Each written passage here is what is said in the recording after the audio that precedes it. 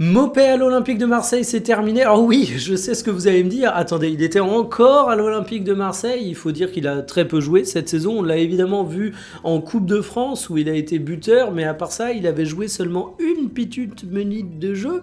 Et là, je parle de son apparition en Coupe de France, mais il avait joué que 25 minutes, ce qui fait que son temps de jeu total, c'était 26 minutes. Donc il était d'ores et déjà parti de Marseille, on peut le dire.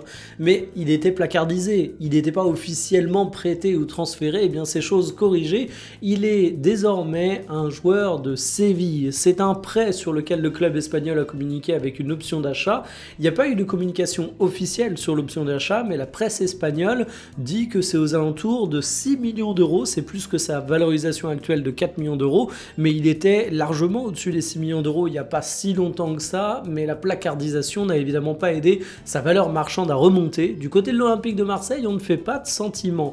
On fait pas de sentiments parce que Mopé, ça a jamais été un cadre de Marseille, mais c'est quand même un joueur qui avait du temps de jeu la saison passée.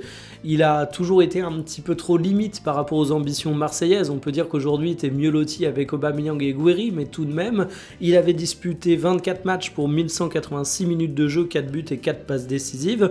À Séville, on voit beaucoup Romero en pointe. Je pense que Romero est loin de plier tous les débats, donc il a une chance de se faire sa place s'il est performant. Moi, je lui souhaite évidemment le meilleur. Et mine de rien, Mopé, c'est un joueur qui sera passé par pas mal de clubs, des clubs intéressants en France, en Première Ligue, désormais en Espagne, mais qui aura eu une carrière un petit peu surprenante et contrariée. On espère que désormais, il en écrira une glorieuse nouvelle page.